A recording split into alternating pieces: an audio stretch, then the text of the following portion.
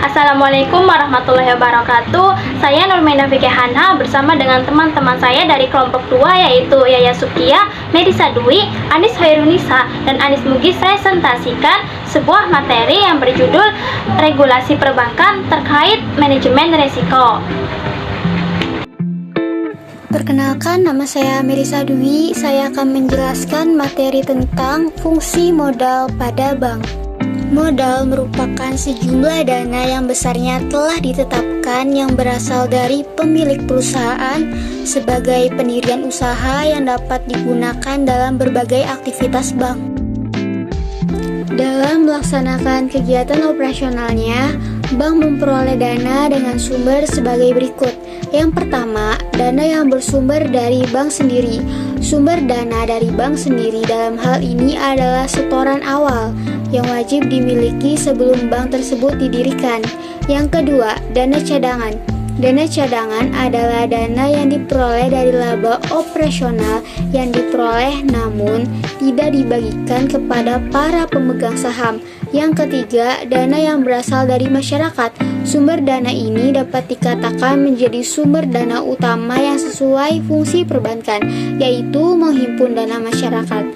Keberhasilan suatu bank dalam menghimpun dana masyarakat dapat memberikan gambaran kepercayaan bank dari masyarakat serta memberikan gambaran tingkat kesehatan perbankan dalam rangka mengelola dana masyarakat tersebut. Dalam perbankan, modal merupakan suatu keharusan yang harus dipenuhi agar segala operasional bank dapat berjalan sesuai dengan rencana yang telah ditetapkan. Modal pada umumnya digunakan untuk memenuhi berbagai tujuan dalam melaksanakan kegiatan operasional bank, sehingga perusahaan tersebut dapat menjalankan operasionalnya dengan baik dan dapat mencapai tujuan yang hendak dicapai. Beberapa fungsi modal bagi bank, yaitu yang pertama, modal sebagai penyerap berbagai kerugian yang disebabkan oleh berbagai kegagalan dalam menjalankan operasional. Yang kedua, modal sebagai patokan dalam memberikan pembiayaan kepada nasabah. Yang ketiga, modal sebagai alat pengukuran tingkat kinerja keuangan bank dalam menghasilkan keuntungan. Pentingnya modal bagi bank syariah. Aspek permodalan mempunyai peran penting bagi kemajuan, keberkembangan, serta menjaga kepercayaan masyarakat dalam sebuah bisnis, terutama dalam bisnis perbankan. Karena besar atau kecilnya modal yang dimiliki bank dapat mempengaruhi kepercayaan masyarakat terhadap kemampuan dalam memperoleh laba bank. Dengan tingkat kecukupan modal yang baik, dapat memperoleh kinerja keuangan yang baik pula, sehingga dapat menunjang kewajiban jangka panjang maupun jangka pendek, serta operasional yang dilakukan dapat berjalan dengan baik pula. Sekian yang dapat saya sampaikan, kurang dan lebihnya mohon maaf. Terima kasih. Perkenalkan, nama saya Nurmena Fikih Hana. Saya akan mempresentasikan materi terkait Basel Commit on Banking Supervision. Basel Commit on Banking Supervision adalah salah satu komite yang ada dalam Bank for International Settlement yang mempunyai peran untuk menetapkan standar terkait perbankan dan sebagai forum kerjasama terkait dengan pengawasan perbankan. Standar Basel diterbitkan secara bertahap. Basel I diterbitkan pada tahun 1988 dengan latar belakang kekhawatiran atas krisis utang Amerika Latin pada tahun 1980-an yang dapat meningkatkan risiko perbankan. Basel I ini difokuskan pada kecukupan modal minimum, di mana bank-bank yang beroperasi secara internasional wajib memenuhi kebutuhan rasio modal minimal 8%. Basel II diterbitkan dengan latar belakang adanya perubahan pada industri perbankan dan pasar keuangan, termasuk keuangan yang terjadi pada tahun 1997 sampai 1998 di Asia Tenggara dan Asia Selatan. Basel II ini diterbitkan untuk memperbaiki kekurangan pada Basel I. Basel III diterbitkan dengan latar belakang terjadinya krisis keuangan global pada tahun 2007 sampai 2008. Basel untuk mengatasi masalah perbankan seperti meningkatkan kualitas perbankan untuk menyerap risiko kerugian yang terjadi akibat krisis keuangan dan krisis ekonomi, serta mencegah menjalannya krisis sektor keuangan ke sektor ekonomi. Dan yang kedua yaitu meningkatkan kualitas manajemen risiko, governance, transparansi, dan keterbukaan. Dan yang ketiga yaitu memberikan resolusi terbaik bagi systemically cross-border. Ada 3 hal penting yang telah dirangkum oleh Bank Indonesia terkait penerapan pada sektor perbankan di Indonesia. Yang pertama, Basel III secara mendasar menyajikan reformasi yang dilakukan oleh BCBS untuk memperkuat modalan dan standar likuiditas yang bertujuan untuk meningkatkan ketahanan sektor perbankan terhadap krisis. Yang kedua, Basel III juga memperkenalkan standar likuiditas untuk jangka pendek maupun jangka panjang. Dan juga kerangka permodalan dan standar likuiditas akan diterbitkan secara bertahap pada Januari 2013 dan akan diimplementasikan secara penuh pada Januari 2000. Baik, saya Runisa. Saya akan menjelaskan materi tentang Islamic Financial Service Board. Islamic Financial Service Board IFSB merupakan suatu lembaga internasional yang bertujuan untuk merumuskan infrastruktur keuangan Islam dan standar instrumen keuangan Islam. Organisasi ini menetapkan standar internasional di bidang jasa keuangan syariah yang mendorong terwujud dan meningkatkan tingkat kesehatan dan stabilitas industri jasa keuangan syariah dengan mengeluarkan standar kehati-hatian yang bersifat global. Didirikan pada 3 November 2002 dan mulai beroperasi yaitu pada 10 Maret 2003. IFSB berfungsi sebagai badan pengatur dan pengawas standar internasional yang memiliki kepentingan dalam memastikan kesehatan dan stabilitas industri jasa keuangan Islam yang didefinisikan secara luas mencakup perbankan, pasar modal, dan asuransi. IFSB berfokus pada pengembangan praktik manajemen dan pengawasan risiko yang baik dan memfasilitasi penerapan mekanisme pengendalian risiko yang kuat di lembaga keuangan Islam melalui penelitian, pelatihan, dan bantuan teknis. Adapun tujuan dari IFSB diantaranya yaitu yang pertama, mempromosikan pengembangan industri jasa keuangan syariah yang berhati-hati dan transparan dengan memperkenalkan yang baru atau mengadaptasi yang sudah ada. Standar internasional yang konsisten dengan prinsip-prinsip syariah dan merekomendasikan ini untuk diadopsi. Yang kedua yaitu untuk memberikan panduan tentang pengawasan dan regulasi yang efektif dari lembaga yang menawarkan produk keuangan syariah dan untuk mengembangkan industri jasa keuangan syariah. Kriteria untuk mengidentifikasi, mengukur, mengelola, dan mengungkapkan risiko dengan mempertimbangkan standar internasional untuk penilaian, perhitungan pendapat dan pengeluaran, dan pengungkapan.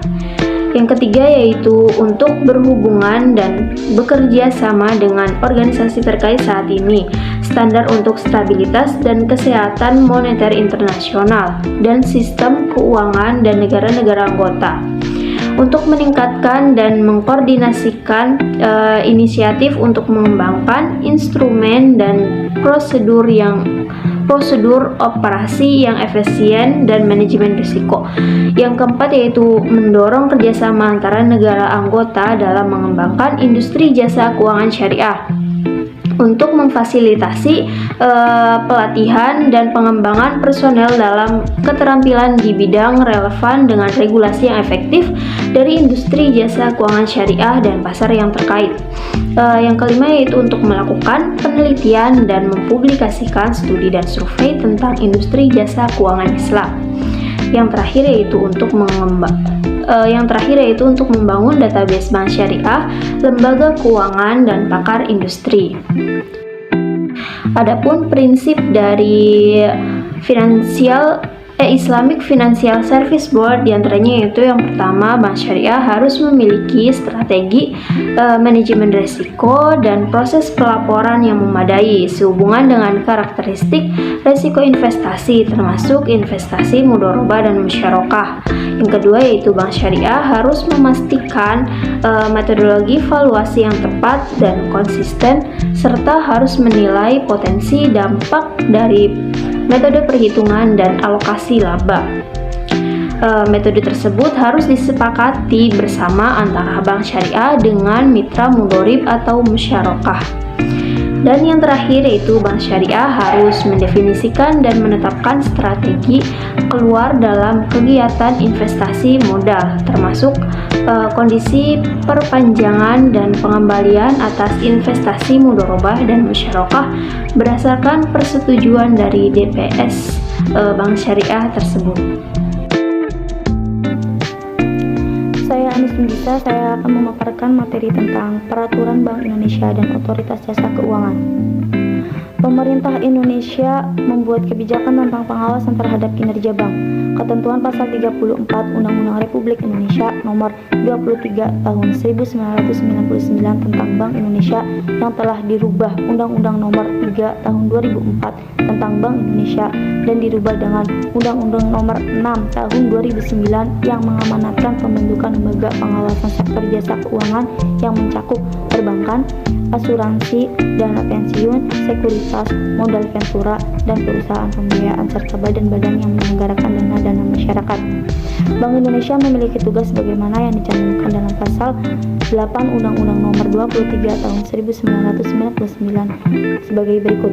Yang pertama, menetapkan dan melaksanakan kebijakan moneter. Yang kedua, mengatur dan menjaga kelancaran sistem pembayaran. Yang ketiga, mengatur dan mengawasi bank. Indonesia kini tidak lagi pada Bank Indonesia, namun dipindahkan ke dalam sebuah badan independen yang mempunyai dasar yuridis pada Undang-Undang Nomor 3 Tahun 2004 tentang perubahan atas Undang-Undang Nomor 23 Tahun 1999 tentang Bank Indonesia. Fungsi pengaturan pengawasan oleh Bank Indonesia terhadap kinerja perbankan. Pada dasarnya, pembinaan pengawasan bank oleh Bank Indonesia dilaksanakan oleh otoritas pengawasan melalui 4 kewenangan, yaitu kewenangan memberikan izin, kewenangan untuk mengatur, kewenangan untuk mengendalikan, kewenangan untuk sanksi menurut ketentuan Undang-Undang Nomor 23 Tahun 1999 tentang Bank Indonesia pada pasal 7 sampai dengan pasal 35 antara lain ditegaskan bahwa Bank Indonesia diberi tugas untuk menetapkan dan melaksanakan kebijakan moneter, mengatur dan menjaga kelancaran sistem pembayaran, serta mengatur dan mengawasi bank. Selanjutnya ditetapkan bahwa Bank Indonesia membina perbankan dengan jalan memperluas, memperlancar dan mengatur lalu lintas pembayaran dan menyelenggarakan clearing antar bank, menetapkan ketentuan umum tentang solvabilitas dan likuiditas bank-bank, memberikan bimbingan kepada bank-bank guna pelaksanaan bank secara sehat. Demikian penyampaian materi dari saya kembalikan kepada moderator. Bismillahirrahmanirrahim. Perkenalkan, nama saya Yaya Sofia. Baik, saya akan melanjutkan materi selanjutnya, yaitu mengenai fungsi pengaturan dan pengawasan oleh otoritas jasa keuangan terhadap perbankan. Dalam menjalankan tugas pengawasan bank saat ini, OJK melaksanakan sistem pengawasannya dengan menggunakan 2 pendekatan. Yang pertama yaitu pengawasan berdasarkan kepatuhan, dan yang kedua berdasarkan resiko. Adapun yang berdasarkan kepatuhan yaitu pemantauan kepatuhan bank terhadap ketentuan-ketentuan yang terkait dengan operasi dan pengelolaan bank di masa lalu, dengan tujuan untuk memastikan bahwa bank telah beroperasi dan dikelola secara baik dan benar menurut prinsip-prinsip kehati-hatiannya. Adapun pengawasan terhadap pemenuhan aspek kepatuhan merupakan bagian yang tidak terpisahkan dari pelaksanaan pengawasan bank berdasarkan resiko. Dan yang kedua yaitu pengawasan berdasarkan resiko. Pengawasan berdasarkan resiko yaitu pengawasan bank yang menggunakan strategi dan metodologi berdasarkan resiko yang memungkinkan pengawasan bank dapat mendeteksi resiko yang signifikan secara dini dan mengambil tindakan pengawasan yang sesuai dan tepat waktu. Ini saya akan melanjutkan mengenai kedudukan hukum otoritas jasa keuangan atau OJK. ditetapkan sebagai lembaga yang independen dalam melaksanakan tugas dan wewenangnya untuk mengawasi kinerja dari lembaga keuangan, dalam hal ini termasuk perbankan. Harus bebas dari campur tangan pihak lain. Pengaturan dan pengawasannya mengenai kelembagaan bank yang meliputi yang pertama yaitu perizinan untuk pendirian bank, pembukaan kantor bank, anggaran dasar, rencana kerja, kepemilikan, kepengurusan dan sumber daya manusia kinerja, konsolidasi dan akuisisi bank serta pencabutan izin usaha. Dan yang kedua yaitu kegiatan usaha bank antara lain sumber dana, penyediaan dana, produk hibridasi dan aktivitas di bidang jasa. Adapun pengaturan dan pengawasan mengenai kesehatan bank yaitu meliputi likuiditas, rentabilitas, solvabilitas, kualitas aset, rasio kecukupan modal minimum, batas maksimum pemberian kredit, dan resiko pinjam terhadap simpanan. Yang kedua yaitu laporan bank yang terkait dengan kesehatan dan kinerja bank. Ketiga, sistem informasi debitur. Dan yang keempat, pengujian kredit. Dan yang terakhir, standar akuntansi bank. Adapun pengaturan dan pengawasan mengenai aspek kehati-hatian bank meliputi yang pertama, manajemen risiko, tata kelola bank, anti pencucian uang, dan keempat yaitu pencegahan pembiayaan terorisme dan